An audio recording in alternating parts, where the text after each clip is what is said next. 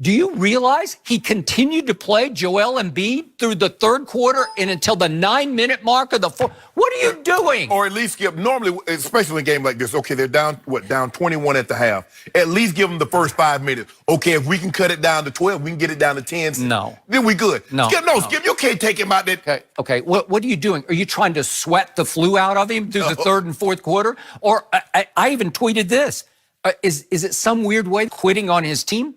No, I'm serious. What are you doing? But Skip, we just saw the Clippers come back from 31 down. So 21 is not insurmountable. But when your best player, it's like that night was Lou Williams. Did he have the bird flu or whatever he had? I agree, Skip. I agree with you. Play in 5 minutes. And if they don't put a dent into the lead, okay, now I sit him. But I'm not going to come out of the halftime and not play Joel Embiid or not play my starters. That was, to me, very close for Brett Brown to being a fireable offense. And if I'm Joshua Harris, the principal owner, and I'm sitting, well, I don't know if he's at the game or just at home watching it on TV. He also owns the Devils, as you know. And I would sit back and say, what is my coach doing? I think they've been asking that question at junctures all year long. And I think Brett Brown's on the hottest seat in the playoffs. Well, why is Brett Brown on the hottest seat if Joel Embiid is sick? Okay, but what are you doing? What are you doing? Like, I don't know. And to your point, it's so mysterious what's going on with him because then he goes over on the bench, and this is such a bad look. It looked like he was looking at a stat sheet, and I don't know what stat sheet it could be because obviously the game, it was 9 minutes left in the game. It could be through 3 quarters of stats because they hand those out along press row. So what are you doing reading the stat sheet saying, well, at least I put up decent numbers, right? I was 5 out of 10. I scored 13 points. You don't need the stat sheet to know you playing like crap. Oh. I know. I mean, so what did he think? All of a sudden he had like 30 and 15? Is that what he thought the stat sheet was going to reveal?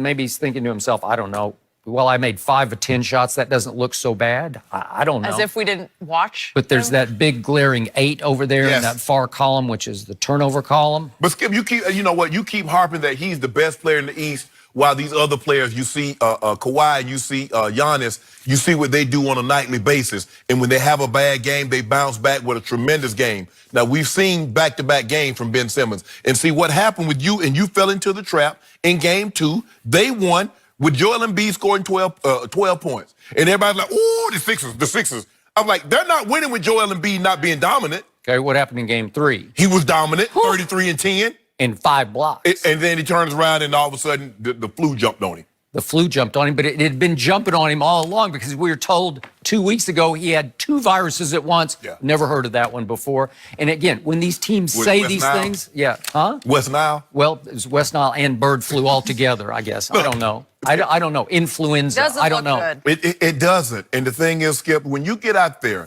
when you're this level of talent, and you're on the floor and you're meddling around, it's not a good look for you or your team. One or two things. You're going to have to play all out or you're going to have to sit it down. Yeah. There's no in-between at this juncture. Yeah. Well, to your point about Ben Simmons and the rest, the shock to me was that, again, they go as Joel goes, and he was going so south. The body language that he had was mirrored in every other Sixer last night. 100%. Nobody played defense last night. I've never seen such poor, shoddy, half-hearted defense. There were a couple of times when Siakam got the ball at the 3-point line, and he looked around like, you mean nobody's going to guard me? I think I'm going to make this one. Okay. Or I'll drive to the basket and get a layup. I'll get a layup. Oh, and Kawhi just dunking on everybody. Okay, can we see that one? It was 2.6 seconds left in the first half. Could we see this one? Right, they roll out the red carpet right down Broadway. Whoa! Oh, they kind of look like they half-heartedly were starting to go up.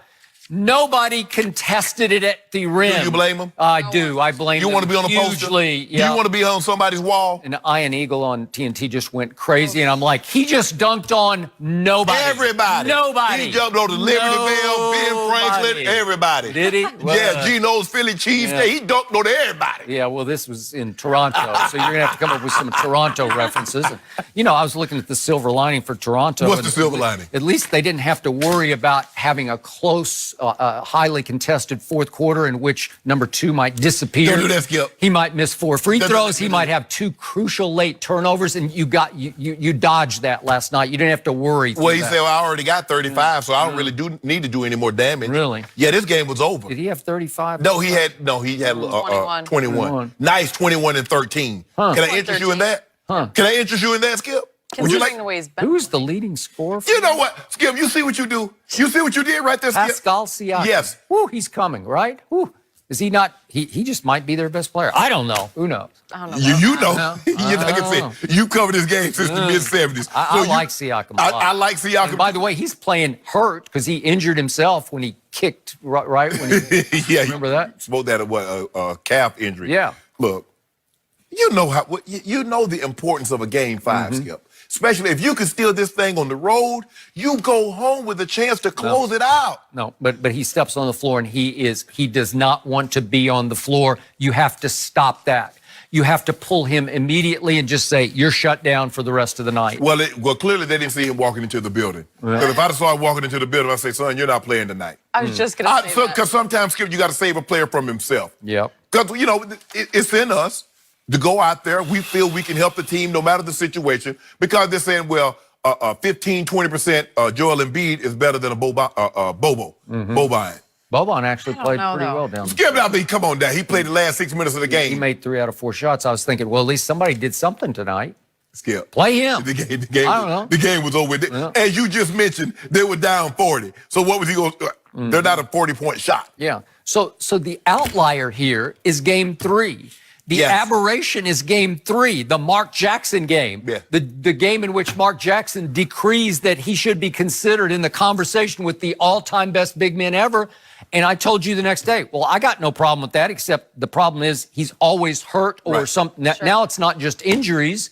It's whatever this other thing is. And Mark said basically, and here's the caveat, if he's healthy, health is going to play a big part of this. But he meant knee healthy. Yes. Right? Body healthy, not flu healthy. And my thing is, I don't know if he's going to put the work in, training-wise, nutritional-wise, to be among the Pantheon greats. That's the question that I have. Yeah, the needs. Skip, anytime you have a discussion about, especially a young player early in his career, and you try to project out, and he's having a type career early on as Joel Embiid, injuries are always a factor, no matter what the sport. If he can stay healthy, he's going to be all-time great. They said that about Mike Trout early on. They said he's the next Mickey Mantle if he can stay healthy. So far, so good, knock on wood. But with Joel Embiid, Skip, I'm not so sure that he does the things outside of the arena. Probably not. That leads to having great success long-term in the arena. That bears to be watched. Yep, it does. So what also bears watching is there are 2 days before what's left of the Sixers get to play. Oh, you know it's over, huh? Well, I don't think. You know it's over, right? Well, I just, you want to talk about the biggest X factor, 7-foot-tall X factor in the history of pro basketball? It's this guy. Because I don't know from night to night. What if game 3 Embiid shows up? That ain't happening. Well, and I could have got me a case of dew last night. Well, you could have had. I could have had a case of dew. I could have, because I told you 20. And you know what? No. Don't come crying to me because you just chicken out. Okay, don't come crying. Don't bring it up in hindsight. Thought about it. You could have, but you didn't. Joel Embiid could have been healthy last night, but he wasn't. Well, when was the last time you've been healthy? Well, just 6 nights ago. Yeah. I guess. I don't know. Maybe he played through misery that night. I have no idea. He played through misery. I don't know. He gave you 33 maybe that was his Jordan flu game and we just didn't know it. Maybe he needs to be hospitalized and re-diagnosed. Maybe he's got some mysterious illness that we've never heard of before. Your best player in the East needs to rise and shine. When they play Thursday. This game is tomorrow night. Yeah. Well, he needs to show he's the best player. Because all I know is I seen Giannis. Giannis says, I'm the best player. Yeah. I've seen Kawhi. Kawhi says, I'm the best player. Yeah. And I've seen them over the last 3 or 4 ball games play like the best players in the East. Giannis played like he's the best player in the NBA. That's what he's trying to say. Well, I need to see what your guy going to do. Well, Embiid was the best guy only 6 nights ago. And once again, Toronto is a 1.5 favorite at Philadelphia. Yes. And it's just like it was for the other 2 games in Philadelphia. So here we go. It's all about number 21. Gotta get some dew. Do? Yeah, on the bench. Well, what do I get? Do I get Joel Embiid or not? I don't know. He's on the Sixers. Well, I'm betting. wait until he walks Toronto. in. We'll have to wait until tomorrow and see if anybody reports on the West Nile virus he has. Man, he got no West now. He might. Should we be worried about the guy, though? I mean, this is ridiculous how bad he's Jenny's been playing. worried about No, it. no, I just mean, if you're going to play, shouldn't his teammates be upset with him? Like, why are they not calling him out? They can't. They can't. But he should be better than this. He's their best guy, and everyone's feeding off of his energy. Okay. Right? What energy? Yeah. J.J. Redick had 3 points. Yeah, they won't even let JJ shoot it anymore. He's completely out of the offense. The offense now is Jimmy Butler goes 1-on-2 until he finally forces up a shot at the clock. Way to go. Oh. You got. So you know what? It seems to me, since somebody picked the Sixers to win and somebody else picked Toronto to win, the person that picked the Sixers is a little upset. You know what's funny about that? All year long, somebody at this desk loved the Sixers, and somebody is not wearing a cool shirt. Somebody's wearing a brown shirt. But here's the thing, Skip. You have these epiphanies. The realization. The moment. The moment and the epiphany was you realized number 2, late of the San Antonio Spurs, now plays for the Toronto Raptors. And I said he missed 22 games. Yeah. That means he's gonna be healthy, be able to give you 40 minutes of great ball. Yeah. I got to go with him. Yeah. Okay, I want to hear what you guys have to say about this one. Is tonight a must-win for the Warriors? We'll discuss that next. Don't forget.